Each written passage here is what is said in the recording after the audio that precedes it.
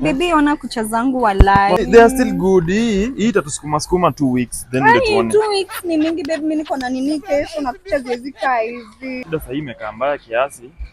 Unaweza pata uko na how much? Unaweza raise how much? 30 ile ulinitumia. So it means uko na less ya 200. Tu baby utakosa. Hiyo yenyewe siwezi kosa lakini sina saa hii sijui. Anaona hiyo si pesa hiyo. Yani tu sawa. Na tupite nayo twende. Hai lazima. Twende. Yesu.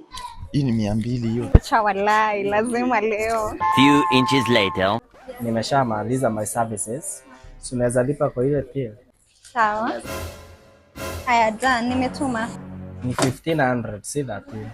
Baby, naongeza ile 200. Oh, nilikuwa nimefanya kusahau mama. Ndio.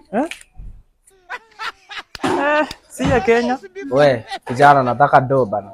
Acha kucheza na biashara yako. Poa, usikuwe na pressure. Hii pesa tunalipa. Sio yule mama ule madhe yako United States of America, USA atatumia pesa. Unajua atatutumia aje? Through Lemfi. So Lemfi unaweza tuma pesa either from USA, Canada, UK or Europe in generally ifikie mtu wako hapa ushago either in Kenya, Uganda or Tanzania.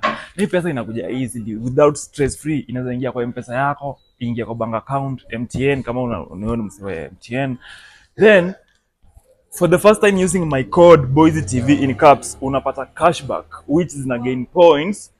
Na mambo inakuwa iko poa. So Lemfi, join Lemfi, use code yangu hapa Boise TV. Usiweke space in caps, ndio? Kwanza nimwambia tutumie pesa na Lemfi. Tulipe bill na tuende tukule kanyama, si ndio? Ai, hivyo umenichanua.